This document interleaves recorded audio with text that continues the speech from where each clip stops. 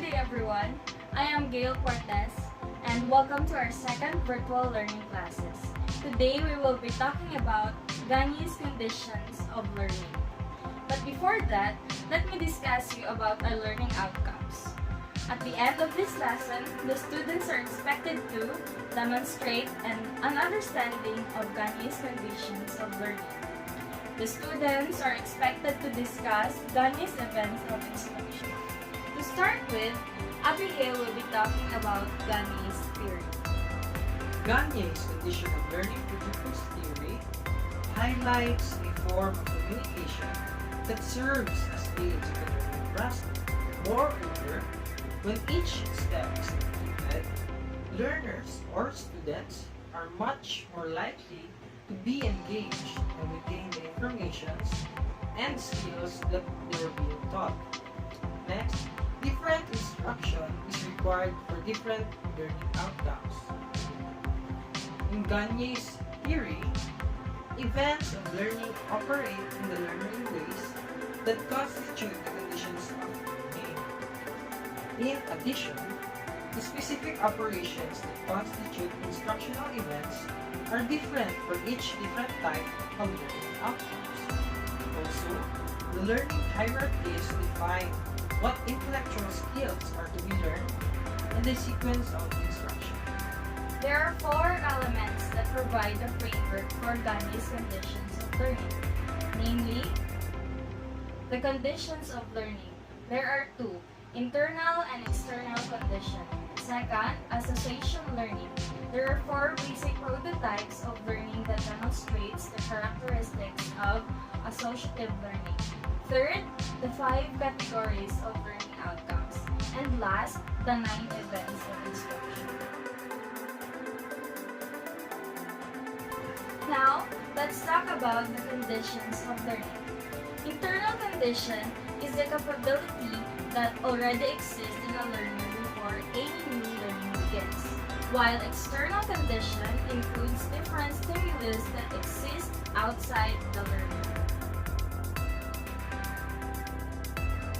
Next is association learning. There are 4 types. First is classical conditioning. Classical conditioning is the process where the learner associates an already available response with a new stimulus or signal. Second, operant conditioning. Operant conditioning is the process where the response in a learner is instrumental and thereby leads to a subsequent reinforcing event. Third, verbal association. This occurs when the learner makes a verbal responses to stimuli that are words or pairs of words. The fourth one is chaining. Chaining is a process where a learner connects individual associations in a sequence. Now, there are 5 categories of learning outcomes, which is verbal information, intellectual skills, cognitive strategies, attitudes, and motor skills. Let's talk about verbal information.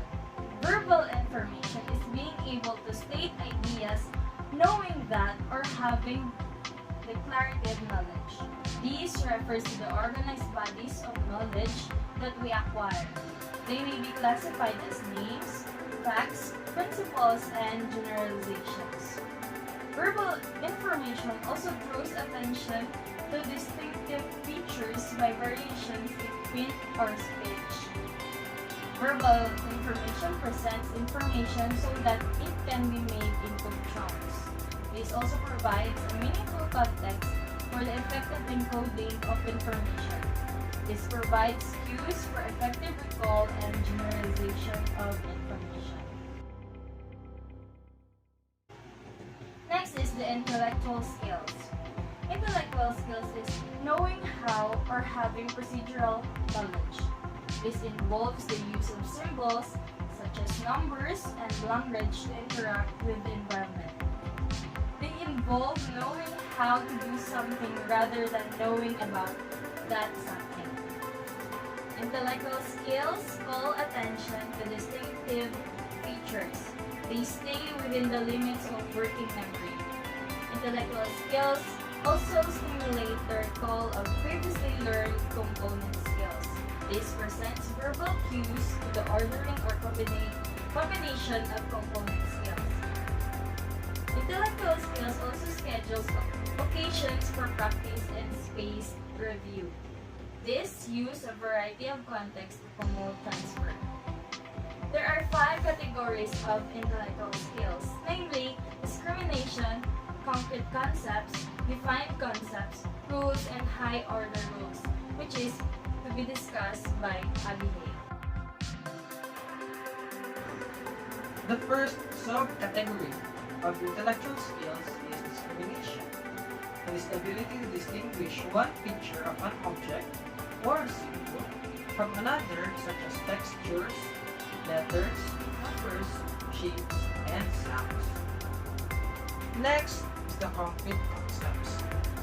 This is the ability to identify a class of objects, object qualities, or relations by pointing out one or more examples or instances of the class. The third subcategory is defined concepts. These require a learner to define both general and relational concepts by providing instances of the concepts to show its definition. The fourth is the rules. The rule is a learned capability with the learner by making it possible for the learner to do something rather than just stating something. The fifth is the higher order rule. It is the process of combining rules by learning into more complex rules used from solving. The third category of learning outcomes is the cognitive strategies. These refer to the process that learners guide their learning, remembering, and thinking. The fourth is the attitudes. This is the internal state that influences the choices of personal actions made by an individual towards some class of things, persons, or events. The last is the motor skills. These are the precise, smooth, and accurately timed executions of movements involving the use of muscles. They are distinct type of learning outcomes and necessary to the understanding of the range of possible human performances. Now, let's move to Gagne's 9 events of instruction. The first is reception. This gives background information and creates validity. The second is expectancy. This makes the learners aware of what to expect so that they are aware and prepared to receive information. The third is retrieval. When learning something new, accessing prior knowledge is a major factor in the process of acquiring new information.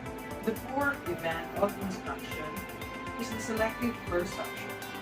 Its goal is information acquisition. Therefore, the stimulus employed is written content and the actual software program. The fifth is the semantic entity. This is where the teacher facilitates the learning process through giving hints and cues when needed. The sixth events of instruction is responding.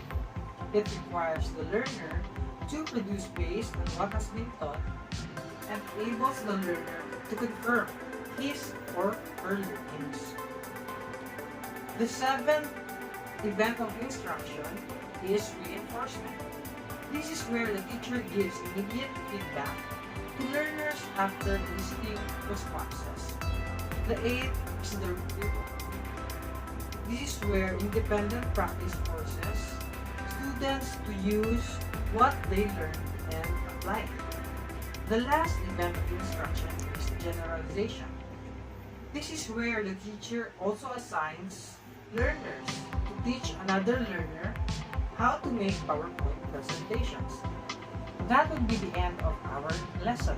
Thank you for listening and good day.